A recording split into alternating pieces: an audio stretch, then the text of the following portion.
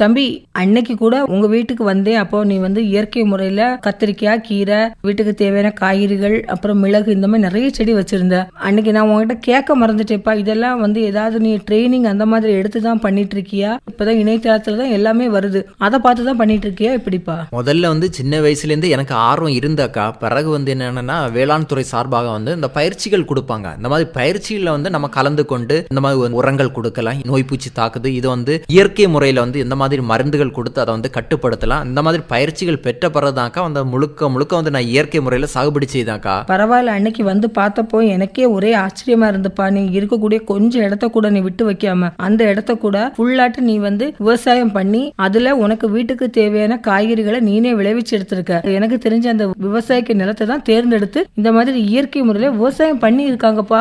யாரக்கா அந்த விவசாயி? அந்த தோட்டத்தை போய் எனக்கு ஒண்ணு பாக்கணாக்கா.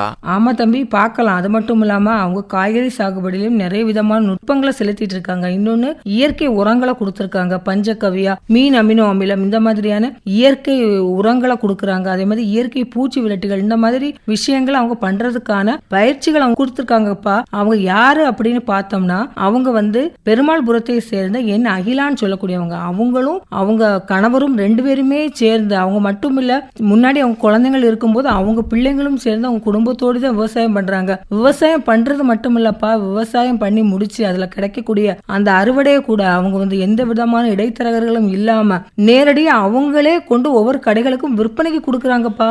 கண்டிப்பாக. ஏன் தெரியுமா, அந்த இயற்கை முறையில சாகுபடி செய்து அந்த காய்கறிக்கு ஆகட்டும், அந்த பழத்துக்கு ஆகட்டும் நல்ல வரவேற்பு இருக்கக்கா. நோய் நொடி இல்லாம வாழணும்னு பார்க்கும்போது இந்த மாதிரி இயற்கை முறையில சாகுபடி செய்கிற காய்கறி ஆகட்டும், பழங்களுக்கு ஆகட்டும் அந்த அளவுக்கு வரவேற்பு இருக்கக்கா.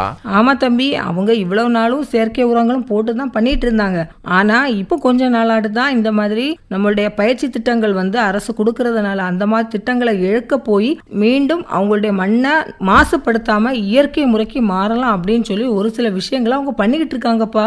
சரியக்கா, நம்ம ஒரு நாள் அவருடைய தோட்டத்தை போய் பார்ப்பாங்க. ஏன் தெரியுமா, அவங்க புது புது தொழில்நுட்பங்களை எல்லாம் வச்சிருக்காங்கன்னு சொன்னீங்க. கண்டிப்பா அந்த தோட்டத்தை போய் பார்க்கணும்க்கா. தம்பி, தோட்டத்தை பார்க்கறதே இருக்கட்டும், அதுக்கு முன்னாடி இன்னைக்கு இரவு 7:30 மணிக்கு குமரி பண்பலையில அவங்களுடைய அனுபவத்தை அவங்க சொல்றாங்கப்பா. காய்கறி சாகுபடி நுட்பங்களை பத்தி நிறைய விஷயங்களை சொல்லியிருக்காங்க. முதல்ல அவங்களுடைய அனுபவத்தை கேளு, அதுக்கு பிறகு ஒரு நாள் நம்ம அவங்க தோட்டத்தை சுத்தி பார்க்கலாம். சரியா? சரியக்கா. வணக்கம். வணக்கம். என் பேர் அகிலா, பெருமாள்புரம், மயிலாடி பக்கம். நீங்க எத்தனை வருடமா விவசாயம் பண்ணிட்டு இருக்கீங்க? நாங்க சுமார் 20 வருஷமா விவசாயம் பண்ணிட்டு இருக்கோம். பாரம்பரியமாவே உங்க குடும்பம் விவசாய குடும்பம் தானே? ஆமா, விவசாய குடும்பம் தான். நீங்க மட்டும்தான் விவசாயம் பண்றீங்களா, இல்ல உங்க கணவரும் உங்க கூட தான் விவசாயம் தானா? என் கணவரும் கூட தான் விவசாயம், குடும்பத்தோடு தான் விவசாயம் பண்ணேன். என்னென்ன விவசாயங்கள்லாம் இதுவரை பண்ணிருக்கீங்க? இப்போ என்ன பண்ணிட்டு இருக்கீங்க? முன்னமே நெல் பயிர் அதை போட்டிருந்தோம். இப்போ காய்கறி, வெண்டை, வெள்ளரி, பீர்க்கங்காய், சொரக்காய், தக்காளி, இப்படி எல்லா இதுலயும் கொஞ்சம் கொஞ்சமாட்டு. இப்போ எத்தனை ஏக்கர்ல பண்ணிட்டு இருக்கீங்க? ஒரு சுமார் 2 ஏக்கர் பண்ணிட்டு இருக்கோம். இந்த காய்கறி சாகுபடி பண்றதுக்கு தனியாட்டு ஏதாவது நுட்பங்கள் ஏதாவது இருக்கா? அப்படி ஒன்றும் கிடையாது. நார்மலா எல்லாரும் உழுது எடுத்து போடாத மாதிரி. ஆனா ஒரு தடக்க போட்ட இடத்துல மறுபடியும் உடனே போடக்கூடாது. அதே காய் போடக்கூடாது. ஆமா, அதே காய் போட விட கொஞ்சம் டைம், ஒரு 3 மாசமாவது அதை அப்படியே போட்டு வச்சா அடுத்த தடவை நல்லா இருக்கும். அப்போ நீங்க ஒரு தடவை இப்ப வெண்டை நட்டுருக்கீங்கன்னா அடுத்த தடவை என்ன காய் நடுவீங்க? அந்த இதுல வெள்ளரியோ சொரக்காயோ ஏதாவது அப்படியே போடுவோம். இந்த மாதிரி மாத்தி மாத்தி நட்டா கொள்ளலாம். சரி, நீங்க இப்போதைக்கு என்னென்ன காய்கறி எல்லாம் போட்டிருக்கீங்க, அது எப்படி எப்படி சாகுபடி பண்றீங்க, அந்த முறைகளை பத்தி சொல்லுங்க. நாங்க இப்போ வெண்டை, வெள்ளரி, பீர்க்கங்காய், சொரக்காய், கத்தரி இதெல்லாம் நட்டுருக்கோம். கத்தரி எல்லாம் நட்டுருக்கோம். வித்து வாங்கி பாத்தி பிடிச்சி நட்டுருக்கோம். அதுனா செடி எப்படி கொண்டாடுறோம்னாக்கி மண்ணை நல்லா ஒரு 3 வாட்டி உழணும். உழுது அந்தந்த டைமுக்கு ஏத்தால கேப் போட்டு பாத்தி போட்டு அதுல அந்த கண்ணுனா கண்ணை ஊனி விடுவோம். வித்துனாக்கி குழி எடுத்து வித்து விடுவோம். ஒரு 4 நாளையில முளை வந்துடும். வித்து வச்சா கண்ணுனா ஒரு 20 நாள் நம்ம வித்து போட்டு 20 நாள் கழிச்சு அதை பிடுங்கி நடுறது மாதிரி. விதைகள்லாம் நீங்க எங்க வாங்குறீங்க? விதைகள் பெரும்பாலும் நாங்க எங்கள்கிட்ட இருந்துதான் எடுப்போம் விதைகள். அப்படி எங்க விதை சரியில்லை, அந்த செடி நோய் அடிச்சிட்டு அப்படின்னு சொல்லி இருந்தா கடையில வாங்கிடும். உரக்கடை, அந்த உரக்கடை, மருந்து கடை, இதுவெல்லாம் விதைகள் இருக்கு, அங்க இருந்து வாங்குவீங்க. ஆமா. மற்றபடி பழத்தோட்டம் அதுல எல்லாம் போய் மரக்கன்றுகள், அந்த விதைகள் அதெல்லாம் நீங்க வாங்குறது இல்லையா? பழத்தோட்டத்துல தோட்டக்கலை இதுல இருந்து எங்களுக்கு ஒரு வாட்டி வெண்டை வித்து தந்திருக்காங்க. அது பிறகு அந்த இயற்கையா மீனாமிலாம் அப்படிப்பட்ட கொஞ்சம் மருந்துகள் எல்லாம் அவங்க தந்திருக்காங்க. இயற்கையாட்டு பண்ணக்கூடிய. ஆமா, அதாவது நம்ம செடிக்கு வந்து மருந்து அடிச்சு இது பண்ணதுக்கு அவங்களே ஒவ்வொரு கிளாஸ் கூட எங்க இடத்த வந்து பார்த்து கிளாஸ் எடுத்து நீங்க இதை வந்து இயற்கையா பண்ணனா இன்னும் நல்லா இருக்கும் அப்படின்னு சொல்லி கொஞ்சம் பயிற்சி தந்துட்டு இருக்காங்க.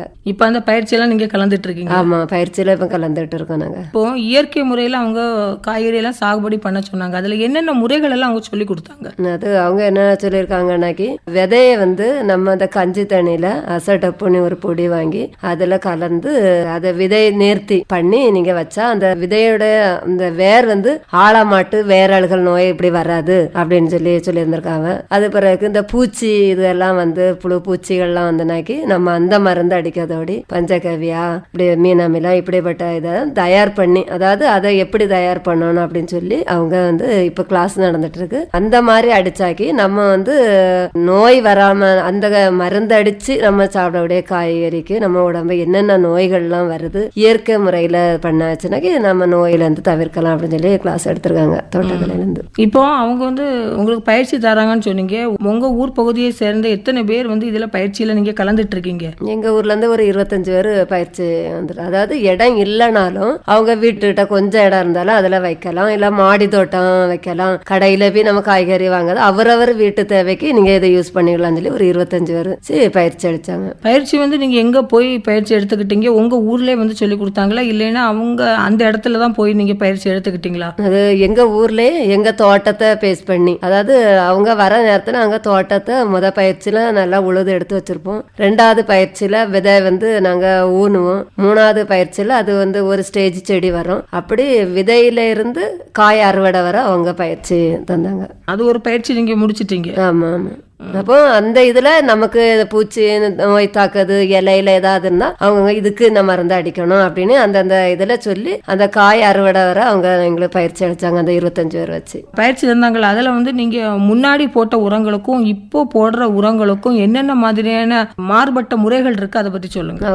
நாங்க வந்து டிஏபி, பொட்டாசு, யூரியா அந்த மாதிரி உரங்களை தான் போட்டுட்டு இருந்தோம். இப்போ அவங்க என்னன்னா மண்புழு உரம் வந்து நம்ம வீட்டு செடி இலத்தலைகளை மக்க வச்சு மண்புழு உரமா போட்டா அந்த செடியும் செழிப்பா வளரும் அப்படின்னு சொல்லி அவங்க சொல்லியிருக்காங்க. நீங்க அதை ஃபாலோ பண்ணிட்டு தான் இருக்கீங்களா இப்போ? ஆமா, இப்ப தானே பயிற்சி வந்திருக்கு. இனிமே நாங்க இதை ஃபாலோ பண்ணலான்னு ஒரு ஐடியா இருக்கு. முன்னாடி செயற்கை முறையில பண்ணிட்டு இருந்தது மாதிரி உங்களுக்கு வந்து ஈல்டு கிடைக்குமா? அவங்க இப்போ சொல்லியிருக்காங்க. இப்போ நாங்க வீட்டுக்கு மாடி தோட்டம் அந்த மாதிரி கொஞ்சம் கொஞ்சம் போட்டிருந்தோம். பரவாயில்ல, அந்த செடி வந்து நல்லா செழிப்பா இருக்கு. ஆனா நாங்க வந்து ஏக்கர் கணக்குல போடும்போது கொஞ்சம் அதை கொஞ்சம் பார்த்து தான் செய்யணும். மீன் அமினோ அமிலம், அப்புறம் வந்து பஞ்சகாவியம் இதெல்லாம் செய்யறதுக்கு சொல்லி தந்தாங்கன்னு சொன்னீங்க. இதெல்லாம் நீங்க இப்ப வீட்டுல செய்துட்டு இருக்கீங்களா? அதை வந்து செய்து பாத்தீங்களா? அது என்ன மாதிரியான பலன்களை எல்லாம் உங்களுக்கு தந்திருக்கு, அதை பத்தி சொல்லுங்க. இல்ல, அதெல்லாம் எப்படி செய்யணும்னு அவங்க சொல்லியிருக்காங்க. நாங்க இனிதான் அதை வந்து செய்யறதுக்கு இதை ட்ரை பண்ணோம். எங்களுக்கு ஆனா தோட்டக்கரையில இருந்து அவங்க தந்திருக்காங்க அந்த மீனாமிலாம் இதெல்லாம் அடிச்சு நீங்க செடிக்கு பாருங்க, அந்த ட்ரைனிங்ல அந்த செடிக்கு வச்சா எப்படி இருக்கும்னு சாம்பிள் காணிச்சிருக்காங்க. ஆனா இனி அதை தயார் பண்ணி செய்யலாம்னு ஒரு ஐடியா இருக்கு. இப்போ அவங்க வந்து இயற்கை விவசாயத்தை ஊக்கப்படுத்துறதுக்கு அவங்க என்னென்ன முறைகளை அவங்களுக்கு சொல்லி தந்தாங்க? ஒவ்வொரு இதுலயும் நாங்க என்னென்ன மருந்தெல்லாம் அடிப்போம் அப்படின்னு சொல்லி அவங்களே அந்த பயிற்சியில கேட்டாங்க. நாங்க என்னென்ன மருந்து, அப்ப அந்த மருந்து அடிக்கிறதுனால நம்ம என்னென்ன நோய்கள்லாம் வரும்னு அவங்க விளக்கி சொல்லி தந்து திருப்பி அது இயற்கை முறையில நீங்க இப்படி போனீங்கன்னா நமக்கு உடம்பும் ஆரோக்கியமா இருக்கும், அந்த காய்கறி மற்றவங்களுக்கு கொடுக்கறதும் நல்ல நன்மை தான் அப்படின்னு அவங்க விளக்கி சொல்லி தந்தாங்க. இப்போ இந்த பயிற்சியை நீங்க எடுத்துக்கிட்டதுனால நீங்க வந்து இனிமேல் நமக்குள்ள தோட்டத்துல வந்து நம்ம ஓரளவுக்கு செயற்கை உரங்கள் போடாம இயற்கை முறையிலே பண்ணலாம் அப்படின்னு உங்களுக்கு ஒரு நம்பிக்கை வந்திருக்கா? ஆமா, அந்த பயிற்சிக்கு முன்னாடி நாங்க இவ்வளவு மருந்து அடிச்சிருக்கோம். அது கொஞ்சம் பார்க்கும்போது கஷ்டமா தான் இருந்து இப்போ அந்த மருந்துல இருந்து குறைச்சி கொஞ்சம் இயற்கையாட்டு கொண்டு வந்துகிட்டே இருக்கோம். நாங்க ஒரேடியா முடியாது, ஆனா கொஞ்சம் கொஞ்சமா அந்த மருந்த கெமிக்கலை குறைச்சி இயற்கையாட்டு வந்துட்டு இருக்கு. இப்போ இன்னைக்குள்ள காலகட்டத்தில் வந்து செயற்கை உரங்களுக்கு விலையும் வந்து நமக்கு வந்து ரொம்ப கூடுதலாகவும் இருக்கு. அது மட்டும் இல்லாம அவங்க சொன்னது போல நீங்க வந்து இந்த மண்புழு உரம் இதெல்லாம் தயாரிச்சு போட்டா கூட நமக்கு வந்து செடி ஓரளவுக்கு நல்ல செழிப்பாவே வளரும். பழைய காலத்துல நம்ம செய்த முறைகள் தானே இயற்கை முறைகள். இப்போ வந்து நம்ம பழைய காலத்துல இயற்கையா தான் எல்லாம் செய்திருக்காவ. இடையில உணவு பற்றாக்குறை அப்படி வந்ததுனால அந்த செயற்கை உரத்துக்கு இது பண்ணிருக்கு. இப்போ நமக்கு தேவையான உணவு இருக்கு அப்படின்னா இயற்கையாட்டு இந்த பல தரப்பான நோய்கள்லாம் வந்ததுனால இயற்கைக்கு மாறுவோம் அப்படின்னு சொல்லி இயற்கையாட்டு கவர்மெண்ட்ல இருந்து பயிற்சி அளித்து ஒவ்வொருத்தருக்கும் ஊக்குவித்து பயிற்சி எடுத்துக்கிட்டதுக்கு பிறகு முதல் தடவை அவங்க சொன்னது மாதிரி நீங்க விதை விதைச்சு உங்க வயல்ல போட்டதுக்கு அப்புறம் உங்களுக்கு விளைச்சல் வந்து எப்படி இருந்துச்சு? பரவாயில்ல, அவங்க சொல்லாத மாதிரி மீனாமிலாம் அதெல்லாம் நாங்க அடிச்சோம். அதாவது அவங்களே அந்த பயிற்சி பூச்சியில எல்லாமே கொண்டு வந்தாங்க. மீன் அமிலம், மஞ்சகவியா, அந்த மாதிரி என்னென்னலாம் அந்த விதை, அது பிறகு அதுக்கு என்ன விதை நேர்த்தி பண்ணது எல்லாமே அவங்க சொல்லி தந்து அந்த இது மூலமா வச்சிருந்தோம். ஆனா காயும் நம்ம மருந்தடிக்கிறதே மாதிரி நல்ல இதாட்டு வந்து பரவாயில்ல. இப்போ நீங்க விதை நேர்த்தி அப்படின்னு சொன்னீங்க. விதை நேர்த்தி நீங்க எப்படி பண்ணுவீங்க? அவங்க என்னென்ன முறைகள்ல விதை நேர்த்தி பண்ணலாம்னு சொல்லி கொடுத்தாங்க? அது கஞ்சி தண்ணி நம்ம வித்த ஒரு நாளைக்கு ஒரு 3 மணிக்கூருக்கு முன்னாடி கோர வச்சு நாங்க முன்னமே வித்து வந்து அப்படியே கடையில வாங்கி பாக்கெட்ல இருந்து அப்படியே ஊனிடுவோம். இப்போ அவங்க என்ன சொல்லியிருக்காங்கன்னா அந்த கஞ்சி தண்ணியில அந்த அவங்க ஒரு பொடி சொன்னாங்க, அந்த பொடியை வாங்கி அதை கலந்து ஒரு 3 மணிக்கூர் நேரம் ஊற வச்சு அதை இது பண்ணியாச்சுனாக்கி வேர் அழுகல் நோயின்னு பெரும்பாலும் நமக்கு அந்த வித்தை வந்து தாக்காது. அந்த வேர் வந்து ரொம்ப ஆழமாட்டு போடும் அப்படின்னு சொல்லியிருக்காங்க. காய்கறி சாகுபடி வந்து நீங்க ரொம்ப வருஷமா பண்ணிட்டு இருக்கீங்க. இந்த காய்கறி சாகுபடியில ஒரு நுட்பங்கள் அப்படின்னா என்ன சொல்லுவீங்க? ஒவ்வொரு காய்கறியும் நம்ம விளைவிக்கிறதுக்கு ஒவ்வொரு விஷயங்களை நம்ம கையாள வேண்டி இருக்கு. அப்போ இந்த காய்கறி சாகுபடியில நீங்க இதுவரைக்கும் செய்ததுல உங்களுக்கு தெரிஞ்ச நுட்பங்கள் என்னென்ன? காய்கறி சாகுபடினாக்கி அந்தந்த டைம் இப்போ ஒரு விதை வித்து வச்சாச்சுன்னா அதை வந்து எப்படி ஒரு வாரத்துக்குள்ள அது எப்படி 2 இலை விட்டுருக்கா என்னன்னு ரொம்ப கவனமா அதை பார்த்து அதுல வந்து ஏதாவது புழு பூச்சிகள் வராத அளவுக்கு பார்க்கணும். 4 இலை வந்துட்டோம்னாக்கி இலை உறிஞ்சானிட்டு ஒரு நோய் இருக்கும், அது வராம தடுக்கணும். இன்னும் ஒரு 25 நாள் அந்த ஸ்டேஜுக்கு வந்துட்டுனா வேரழுகல்னு ஒரு நோய் வரும், அது வராம தடுக்கணும். அப்போ அதை வந்து ஒவ்வொரு ஸ்டேஜ்லயும் அந்த செடியை வந்து நம்ம அது எப்படி இருக்கு என்ன அது அப்படின்னு சொல்லி ரொம்ப கவனமா பார்க்கணும். இலை உறிஞ்சா அப்படின்னு சொல்லி ஆச்சுனாக்கி ஒரு வெள்ளை கொசு மாதிரி அந்த இலையில அடியில இருக்கும். அப்படி லேசா பார்க்கும் போதே நம்ம என்னன்னாக்கி நாங்க இதுக்கு முன்னாடி பக்கத்துல உரக்கடை அதுல வந்து அந்த இலைய கொண்டு எடுத்துட்டு போய் காணிப்போம். இந்த மாதிரி இருக்குது இந்த பூச்சிக்கு என்ன மருந்து அப்படின்னு சொல்லும்போது அந்த கடையில தரதை அப்படிதான் அடிச்சிட்டு இருந்தோம். ஆனா இப்போ வந்து அவங்க இயற்கை முறையில வந்து ஒவ்வொரு நுணுக்கமான இதெல்லாம் சொல்லி தந்திருக்காங்க. இதுக்கு வந்து நீங்க கடைக்கு போக வேண்டாம், நீங்களே சொல்யூஷன் இதுக்கு அந்த மருந்தெல்லாம் வாங்கி இயற்கை முறையில அடிங்க அப்படின்னு சொல்லி தந்திருக்காங்க. மருந்து நிறைய ரூபா கொடுத்து நம்ம வாங்கிறதுக்கு இப்படி இயற்கை முறையில நம்மள்டே இருக்க இலைதழைகள் இதெல்லாம் வச்சு எடுத்து உரம் தயாரிக்கிறது, அது பிறகு அந்த பூச்சி விரட்டி இந்த பொறி எல்லாம் எங்களுக்கு தாராங்க. இப்போ எங்க பேரெல்லாம் எழுதியிருக்காங்க, இனி அந்த எலெக்ஷன் முடிஞ்சாலும் தருவேனிருக்காங்க. இதெல்லாம் வச்சு எடுத்து பூச்சி தாக்கதை வந்து கட்டுப்படுத்தி கொண்டு வரலாம். சோலார் இது பூச்சி விரட்டி தாரேன்னு சொல்லியிருக்காங்க. அப்படி ஒவ்வொரு கருவி என்னெல்லாம் உண்டோ அதை வந்து கவர்மெண்ட்ல இருந்து எங்களுக்கு ஒரு ஊக்க இதா தந்து உதவியாங்க. மற்றபடி இந்த காய்கறி வந்து நம்ம சாகுபடி பண்றதுக்கு சீசன் இருக்கா? இந்த சீசன்ல தான் இந்த காய் போடணும், இந்த சீசன்ல இந்த காய் போடணும் அப்படின்னு ஏதாவது நமக்கு சீசன் முறைகள் இருக்கா? அது வெண்டையெல்லாம் அப்படிதான் இருக்குது. ஆனா நாங்க அதை எதுவுமே எதிர்பார்க்கல. அந்த 2.5 ஏக்கர்ல ஒண்ணு மாத்தி அப்படி போட்டுட்டே இருக்கனால அதாவது நிறைய காய்ச்சாலும் அந்த சீசனுக்கு ஏத்தாலும் எங்களுக்கு நிறைய ஈல்டு கிடைக்கும். சீசன் குறைவா இருக்க டைம்ல கொஞ்சம் குறைச்சி கிடைக்கும். ஆனா எப்பவுமே காய்கறி நாங்க வந்து பண்ணிக்கிட்டே இருக்கிறதுனால அதை நாங்க எதையும் எதிர்பார்க்கல. வெள்ளரி போட்ட இடத்துல பீர்க்கங்காய் போடுவோம், பீர்க்கங்காய் போட்ட இடத்துல சொரக்காய் போடுவோம். அதனால அந்த இடத்த நாங்க வந்து ஃப்ரீயா விடதில்லை, அப்படி போட்டிருக்கோம். இப்போ வந்து நாங்க கொஞ்சம் இடத்த கொஞ்சம் அப்படி ஒரு 6 மாசம் அப்படி போட்டு அது பிறகு அதை போட்டா இன்னும் ஈல்டு நிறைய கிடைக்கும்னு எதிர்பார்க்கும். இப்போ நீங்க சொன்னீங்க இந்த சொரக்காய், பீர்க்கங்காய் இதெல்லாம் கொடி வகைகள், இதெல்லாம் நம்ம வந்து தரையிலே நீங்க படத்தி விடுவீங்களா, இல்லைன்னா நீங்க வந்து அதுக்குன்னு தனியா பந்தல் இந்த மாதிரி கட்டி படத்தி விடுறீங்களா? நாங்க இதுவரையும் தரையிலே தான் படத்தி இது பண்ணுவோம். பீர்க்கங்காய், சொரக்காய் எல்லாமே தரையில தான். அதெல்லாம் வந்து நமக்கு நீளமாட்டு வளரக்கூடியது இந்த சொரக்காய் எல்லாம். அப்ப அதெல்லாம் நிறைய பேர் பந்தல் கட்டி தான் நம்ம விட்டு பார்த்துருக்கோம். நீங்க வந்து தரையில வரும்போது அந்த அளவுக்கு உங்களுக்கு காய் வந்து நீளம் பறக்கக்கூடிய தன்மை எல்லாம் இருக்குதா? பரவாயில்ல, காய் நல்லா நீளமா இருக்கு. நாங்களே நல்லா காய் பறக்கிறதுக்கு முன்னாடியே பறிச்சிரும். கொஞ்சம் இளசுல தானே மக்கள் விரும்புவாங்க. அதனால எங்க கண்ணை தப்பி கிடக்கிறது நல்லா பருத்து ஒவ்வொரு காயும் 5-6 கிலோ வெயிட் அடிக்கும். அந்த அளவுக்கு சொரக்காயெல்லாம் வந்துடும். நீங்க இப்ப பந்தல் கெட்டாம அந்த கீழே தரையில படத்தி தான் விடுறீங்க, வெள்ளரிக்காய் மாதிரி தான் இதையும் விடுறீங்க? ஆமா, வெள்ளரிக்காய் மாதிரி தான் நாங்க இதோட. வெள்ளரிக்காய்க்கும் வந்து தோட்டக்கலையில இருந்து சீட்டு தந்திருக்காங்க. கீழே வந்து புல்லு பத்தாம இருக்கிறதுக்கு சீட்டு தந்திருக்காங்க. அது மழை சீசன்லனாக்கி புல்லு வந்து ரொம்ப வந்து அடையாது, அந்த மாதிரி ஒரு உதவி செய்திருக்காங்க. நீங்க அதை போட்டு பண்ணி பார்த்திருக்கீங்க? சீட்டும் போட்டு நாங்க பண்ணி பார்த்தாச்சு. அது எப்படி போடுவீங்க அந்த சீட்டு வந்து நம்ம வித்து வச்சு அந்த செடி கொஞ்சம் ஒரு 4 இலை விட்டு வளரும் போதே சீட்டை வந்து அந்த ஒரு எவ்வளவு கேப் விட்டுருக்கோமோ அந்த கேப் தெரியாத அளவுக்கு சீட்டை விரிச்சிருவோம். அப்போ வந்து மழை சமயத்துலயும் அந்த இதுல பில்லு வந்து இது பண்ணாது. நம்ம சாதாவே நாங்க பில்லு ஓவரா இருக்கும்போது பில்லு கரையா மருந்து காண்டாப்ப அடிச்சோம். அது ரொம்ப கேடுன்னு இப்பதான் கேள்விப்பட்டோம். சீட்டு தந்ததுல இருந்து சீட்டு இல்லைனாக்கி நாங்களே ஆளுட்டு கொத்திடுவோம். இப்போ நீங்க இந்த சீட்டுன்னு சொன்னீங்கல்ல, அந்த சீட்டு போட்டா வந்து தண்ணி அப்புறம் வந்து இதெல்லாம் விடுறதுக்கு வந்து உங்களுக்கு வாய்ப்பா இருக்குமா? செடி நட்டுருக்க பாத்தி மாதிரி போட்டுருவோம். அது சீட்டு போட்டுருக்க கட்டம் மாதிரி அந்த சீட்டுக்கு மேல அந்த செடி வந்து அப்படியே படர்ந்து சுத்தி இருக்க மாதிரி. அப்ப தரையில வந்து புல்லு இதுகளை அந்த செடி வந்து இது தாக்காது. அப்ப அது உங்களுக்கு உதவிகரமா தான் இருக்கு. உதவிகரமா. புல்லு இருந்தா புழு பூச்சி ரொம்ப ஓவரா வந்துடும். இது சீட்டு போட்டிருந்தா அந்த செடி மட்டுமே இருக்கும். அப்ப நம்ம ஒரு மருந்து தான் அடிச்சாலும் அந்த செடியிலே கரெக்டா கிடைக்கும். ஒவ்வொரு காய்கறிக்கும் ஒரு பாதுகாப்பு முறைகள் தந்திருக்காங்க. சொரக்காய், பீர்க்கங்காய் இது எல்லாத்தையும் நீங்க வந்து பயிர் செய்றீங்க. செய்துட்டு நீங்க வந்து விற்பனைக்கு எங்க அனுப்புறீங்க? நீங்க கொண்டு கொடுக்குறீங்களா, இல்லைன்னா உங்களுக்கு இடத்துல வந்து வியாபாரிகள் வந்து வாங்கிட்டு போயிருவாங்களா? முன்னமே எங்க இடத்துல வந்து தான் எடுத்துட்டு போனாங்க. நாங்க வடசேரி அப்டா மார்க்கெட் அப்படி கொடுத்துட்டு இருந்தோம். இப்போ அது வந்து எங்களுக்கு அந்த விலை வந்து எங்களுக்கு பத்தாத காரணத்தினால கன்னியாகுமரியில நாங்களே கடை கேட்டு அப்படியே சேல்ஸ் பண்ணிடுவோம். மொத்தமா அந்த வியாபாரி கடையில எடுத்துக்கிடுவாங்க. எங்கள்கிட்ட ஒரு ரேட் வச்சு எடுப்பாங்க, அதுல இருந்து அவங்க ஒரு ரேட் வச்சு கொடுப்பாங்க. இப்போ நம்ம கடையில கொண்டு கொடுத்த உடனே அவங்க ரூபாய் தந்துடும், நாங்க வாங்கிட்டு வந்துடும். அது எங்களுக்கு ரொம்ப உதவியா தான் இருக்கும். இப்போ வந்து நீங்க கொண்டு கொடுக்குறீங்க, அப்போ உங்களுக்கு வந்து லாபம் வந்து எப்படி கிடைக்குது? எங்களுக்கு வந்து எங்க இடத்துல இருந்து எடுக்கும்போது எங்கள்கிட்ட தான் வண்டி வாடகை, கூலி, கம்சன் எல்லாமே போடுவாங்க. அப்ப அதே ரூபா பார்க்கும்போது எங்களுக்கு டபுள் மடங்கு கடையிலே ரூபா கிடைக்கும். அப்போ நாங்க அந்த வண்டி வாடகை, கூலி, கம்சன் பார்க்கும்போது நாங்களே வண்டியில பெட்ரோல் போட்டு கொண்டு கொடுத்துட்டு வர எங்களுக்கு லாபம் தான். 2 வீலர்லேயே கொண்டு கொடுத்துருவீங்க? ஆமா, 2 வீலர்லயே கடையில கொண்டு கொடுத்துருவோம். கடையிலயும் எங்களுக்கு தேவையான பொருட்கள் நாங்க எடுப்போம். கடைக்காரங்க அவங்களும் எதுவும் சொல்ல மாட்டாங்க. மற்ற பொருட்களையும் நீங்க இதை கொடுத்துட்டு மற்ற பொருட்களையும் வாங்கிட்டு வருவீங்க? எங்களுக்கு வீட்டுக்கு தேவையான பொருள் வந்து நாங்க எடுத்து விடுவோம். அதனால அந்த கடையில இருந்து யாரும் எதுவும் சொல்ல மாட்டாங்க. சரி, இப்போ நீங்க சொன்னீங்க நாங்களே கொண்டு கொடுத்துருவோம்னா, தினந்தோறும் நீங்க ஒரு குறிப்பிட்ட அளவுக்கு காய்கறி அறுவடை பண்ணி கொண்டு விற்பனைக்கு கொடுத்துட்டே இருப்பீங்க. அப்ப தினந்தோறும் உங்களுக்கு ஒரு வருமானம் கிடைச்ச மாதிரி இருக்கும். ஆமா, டெய்லி வருமானம். அதாவது என்னால எவ்வளவு 2 வீலர்ல லோட ஏத்த முடியுமோ அந்த அளவுக்கு நான் ஒரு வாட்டி காலையில போவேன். இப்ப வெள்ளரி, சொரக்காய் இதெல்லாம் ரொம்ப 4 சாக்கு 3 சாக்கு அப்படி இருந்துன்னா சாயந்தரம் ஒரு நேரம் கொண்டு போவேன். அப்படி டெய்லி கண்டினியூ பண்ணி இருக்கிறது பொறுத்து எனக்கு லோடு எவ்வளவு வச்சு கொண்டு போவது எனக்கு கெப்பாசிட்டி இருக்கோ அது அந்த அளவுக்கு கொண்டு போய் கொடுத்துட்டு இருக்கோம். உங்க வீட்டுல உங்க வீட்டுக்காரங்களும் சேர்ந்துதான் பண்ணிட்டு இருக்கீங்க அப்படின்னு சொன்னீங்க.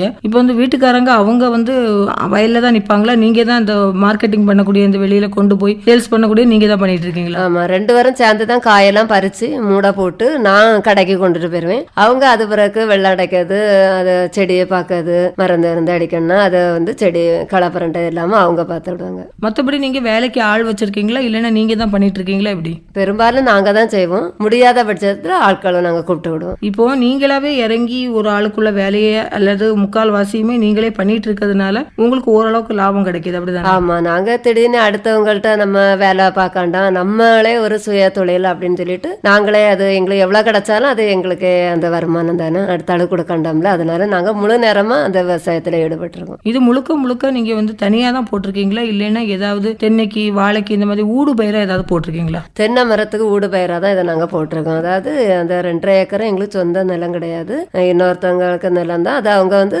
தென்னை மரத்தை வளர்த்து கொடுக்கணும் நாங்க. அப்ப அதுக்கு ஊடு பயிரா இதெல்லாம் போட்டு அந்த வருமானத்தை நாங்க எடுத்துக்கிடுவோம். அப்ப அவங்களுக்கு அதுல என்ன லாபம் கிடைக்கும்? அவங்களுக்கு அவங்க தென்னை மரம் வளர்ந்து வரும். நாங்க இதுக்கு உரம் காரியங்கள் மருந்து அடிக்கிறதுனால அவங்க தென்னை மரம் நல்ல செழிப்பா வரும். அதனால எங்களுக்கும் ஒரு வருமானம், அவங்களுக்கும் தென்னை மரம் வளர்ந்து வர்றது அவங்களுக்கு ஒரு இது. அதாவது ஒண்ணுக்கு டபுள் லாபம். நீங்க ஒரு இதுக்கு போடக்கூடிய உரம் இன்னொன்னு எடுத்துக்கிடும். ஆமா, இப்போ நீங்க ஒரு தென்னை மரம் வந்து வளர்ந்து வந்துட்டுன்னு வச்சுக்கிடுங்க, அதுக்கப்புறம் நீங்க ஊடு பயிர் இப்படி செய்ய முடியுது இல்ல? அடுத்தாலும் இடங்கள் கிடக்கு, ஒண்ணு மாதிரி ஒண்ணு அப்படி தருவாங்க. வேற இடங்கள்ல மாத்தி இதே மாதிரி போட்டுக்கிட்டு. ஆமா ஆமா, அவங்களுக்கு ஒரு 4.5 ஏக்கர் நிலம் இருக்கு. நீங்க எப்படி பார்த்தாலும் இன்னும் கொஞ்சம் வருஷத்துக்கு அது செய்யலாம். இப்ப சின்ன தென்னங்கண்டு தான், ஒரு 4-5 வருஷம் வளர்றது வரை செய்யலாம். அது பிறகு வேற அடுத்த லேண்டு. பெரிய தென்னை மரம் தேங்காய் வெட்டக்கூடியதுல வெள்ளரி, சொரக்காய் இதெல்லாம் நாங்க போட தான் செய்திருக்கோம். ஊடு பயிராட்டு தேங்காயும் வெட்டி விடுவோம், அங்க கீழே ஊடு பயிராட்டம் இது பண்ணும். அப்படி போட்டாலும் உங்களுக்கு வந்து வருமானம் பார்க்கலாம். ஆமா, வருமானம் பார்க்கலாம். ஆனா என்ன, கொஞ்சம் நெருக்கி போட முடியாது, செடியை கொஞ்சம் கலப்பா போடணும். தேங்காய் வெட்டக்கூடிய தென்னை மரத்துக்கு ஊடு பயிர்னா கொஞ்சம் கலப்பா அதை கொண்டுட்டு வரணும். தென்னை மரத்துக்கு வெள்ளம் பாய்க்கிறது போல அந்த கால் அறுவோடி வித்த ஊனி நம்ம அப்படி கொண்டு வந்துடலாம். அதுவே ஓரளவுக்கு வருமானம் கிடைக்கதான் செய்யும். ஆமா, ஓரளவு வருமானம் நம்ம கிடைக்கதான் செய்யும். உங்க வீட்டுக்காரங்க வேற ஏதாவது வேலை பார்க்காங்களா, இல்லைன்னா முழு நேரம் விவசாயம் தானே 2 பேருமே? இல்ல, முழு நேரம் விவசாயம் தான் 2 பேருமே. இந்த விவசாயம் பார்த்தே உங்களுடைய ஃபேமிலியை உங்களால் ரன் பண்ணதுக்கான ரூபாய் வந்து உங்களுக்கு கிடைக்குதா? இதுல விவசாயம் பண்ணி தான் பிள்ளைகளையே படிக்க வச்சு எல்லாம் இது பண்ணி கொண்டு வந்திருக்கோம். அதனால உங்களுக்கு இது வந்து ஒரு போதிய வருமானம் போதும். இப்போ ஒரு நாள் நீங்க கொடுக்கும்போது உங்களுக்கு சராசரியா எவ்வளவு ஒரு வருமானம் கிடைக்கும்? அதாவது நாங்க வந்து கடையில எங்க காயை எதிர்பார்த்து தான் இருப்பாங்க. ஃப்ரெஷ்ஷா பறிச்ச உடனே நாங்க அந்த கடையில கொண்டு கொடுக்கறதுனால அவங்களுக்கும் அந்த வியாபாரம் நல்ல விதமா போகும். அதனால எங்களுக்கு ஒரு அளவுக்கு அவங்க 40 ரூபா அப்படின்னு எங்களுக்கு ஒரு 20-25 அப்படி தருவாங்க. நம்ம மற்ற இது அப்டா மார்க்கெட் அந்த இதுல எல்லாம் 10 ரூபா 15 ரூபா அப்படிங்கிறதுக்கு நம்ம கிலோவுக்கு 5 ரூபா 10 ரூபா அப்படி ஒரு கிலோவுக்கு இங்க கிடைக்கும் போது கொண்டு கொடுக்கறது தான் எங்களுக்கு ஒரு லாபமா இருக்கும். இப்போ நீங்க காய்கறி சாகுபடி சொன்னீங்க, அப்படி மாத்தி நாங்க போட்டுக்கிட்டே இருப்போம் அப்படின்னா நீங்க வந்து எல்லா நாளும் வருமானம் பாக்குற மாதிரி தான் நீங்க உங்க காய்கறியை அப்படி கலப்பா நீங்க போட்டு வருமானம் பார்த்துட்டு இருக்கீங்களா எப்படி? வெண்டை வந்து தின வருமானம். அப்போ வந்து தினமும் வரைக்கும் ஒரு நாள் விட்டு விட்டோம் வெண்டை வரைக்கும். வெள்ளரி வந்து ஒரு தோட்டம் போட்டோம்னா 3 பறி அதோட முடிஞ்சிரும். சொரக்காய் வந்து கொஞ்ச நாள் நின்று பறிக்கும். அப்போ வெண்டை வந்து டெய்லி எங்கேயாச்சும் வெண்டை கண்டினியூவா எங்கேயா ஒரு கரையில நாங்க போட்டுக்கிட்டே இருப்போம். அப்ப டெய்லி வெண்டைக்காய், மற்ற ஒரு நாள் வெள்ளரிக்காய் இருக்கும், சொரக்காய் இருக்கும், பீர்க்கங்காய் இருக்கும், பூசணிக்காய், தடியங்காய், அப்படியே அந்த எல்லா இதுலயும் கொஞ்சம் கொஞ்சமா போட்டு அதுல ஒரு 10 கிலோ, இதுல ஒரு 20 கிலோ அப்படி ஒரு டெய்லி கொண்டு போற மாதிரி நாங்க பார்த்துக்கிடுவோம். நிறைய விஷயங்களை இன்னைக்கு குமரி பண்பலையில சொல்லியிருக்கீங்க. கண்டிப்பா நிறைய விவசாயிகள், நிறைய பெண்கள் கேட்டுட்டு இருப்பாங்க, அவங்களுக்கு பயனுள்ள வகையில் அமையும் அப்படிங்கிற நம்பிக்கையோடு இன்னைக்கு உங்ககிட்ட இருந்து விடைபெற்றுக் கொள்கிறோம். ரொம்ப நன்றி. நன்றி. இதுவரை காய்கறி சாகுபடி நுட்பங்கள் நேர்முகம் கேட்டீர்கள். நேர்முகத்தில் பங்கேற்றவர் பெருமாள்புரம் என் அகிலா அவர்கள். உடன் உரையாடியவர் ரதி அருண்குமார்.